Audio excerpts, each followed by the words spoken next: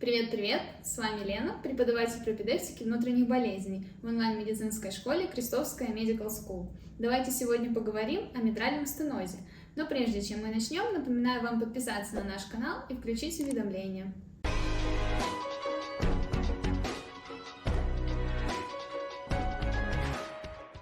Митральный стеноз представляет собой структурный дефект митрального клапана, то есть клапана, расположенного между левым предсердием и левым желудочком.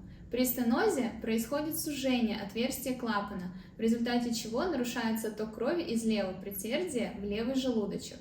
В итоге левое предсердие переполняется кровью и растягивается. Формируется застой в легочных сосудах и застойная сердечная недостаточность. Причинами митрального стеноза являются ревматическая лихорадка, кальциноз митрального клапана, а также врожденные аномалии. Давайте поговорим о патогенезе и связанном с ним клинических проявлениях. Итак, стеноз митрального клапана – это препятствие току крови из левого предсердия в левый желудочек.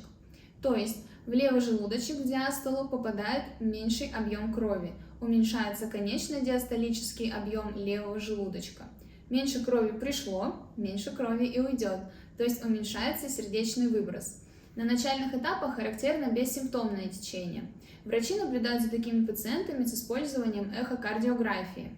Затем, на более поздних этапах, могут возникать признаки сердечной недостаточности. Это одышка, быстрая утомляемость и ортопноя. Ортопноя – это усиление или появление одышки в положении лежа. То есть для облегчения дыхания пациент часто принимает полусидячее или сидячее положение и может подкладывать под спину подушки. Стеноз левого атриовентрикулярного клапана или предсердно-желудочкового, то есть митрального клапана, приводит к затруднению тока крови из левого предсердия в левый желудочек, в результате чего левое предсердие переполняется объемом крови и увеличивается в размерах. Оно может сдавливать возвратный гортанный нерв, что приводит к осиплости голоса, симптом Ортнера. Также может сдавливать пищевод, что приводит к дисфагии. Кроме того, из левого предсердия происходит заброс крови в легкие, которые также не были готовы к таким объемам крови, поэтому увеличивается давление в системе легочных сосудов, то есть возникает легочная гипертензия и кардиогенный отек легких. Формируется ортопноя и пароксизмальная ночная одышка, то есть приступы одышки или кашля, возникающие, когда пациент лежит в постели. Кроме того, может быть кровохарканье и патологическая маска, которая называется фациес митралис и характеризуется появлением фиолетового румянца на щеках.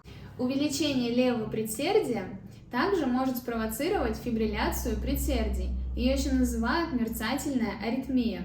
Давайте посмотрим на ЭКГ. Здесь ритм неправильный, еще говорят нерегулярный, а также отсутствуют предсердные зубцы П. Фибрилляция предсердий, в свою очередь, может привести к формированию тромба в ушке левого предсердия. И может произойти тромбоэмболия, то есть отрыв кусочка, и он куда-то полетит и где-то застрянет. Например, если он попадет в сосуды головного мозга, то будет инсульт. Если попадет в мезентериальный кровоток, будет мезентериальная ишемия. Если попадет в сосуды почки, будет инфаркт почки. Кстати, для диагностики внутрисердечных тромбов используют чрезпищеводную эхокардиографию. Мы помним, что в легкие кровь попадает из правого желудочка через легочный ствол. Так вот, правому желудочку становится все труднее перекачивать кровь из-за повышенного давления в легочных сосудах.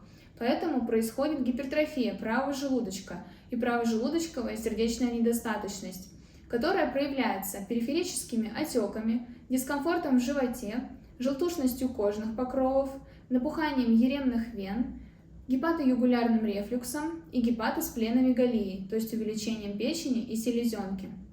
При аускультации сердца мы услышим громкий первый тон S1, а также щелчок открытия митрального клапана.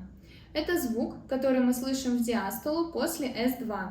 Он возникает из-за того, что створки митрального клапана прекращают свое движение, так как стенозированный митральный клапан уже достиг своего максимального открытия.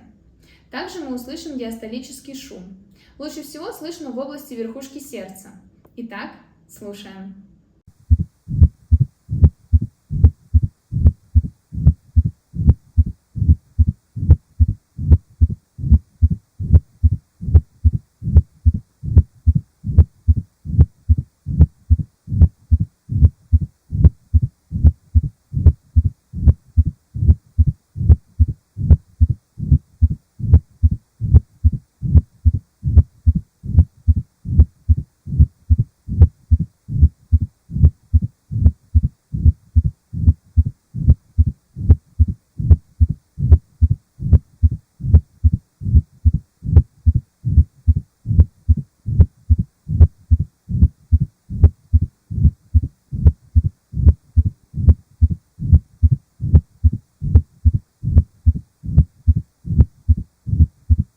Лечение митрального стеноза включает лечение сердечной недостаточности, назначение диуретиков, также коррекцию гиперлипидемии, сахарного диабета, гипертензии, если они есть, лечение фибрилляции предсердий, а именно контроль ритма, контроль частоты сердечных сокращений, назначение антикоагулянтов. При появлении тяжелого симптомного митрального порока или уменьшения площади отверстия митрального клапана до 1,5-2 см в квадрате, а в норме должно быть 4-6 см в квадрате, возможно применение хирургического вмешательства.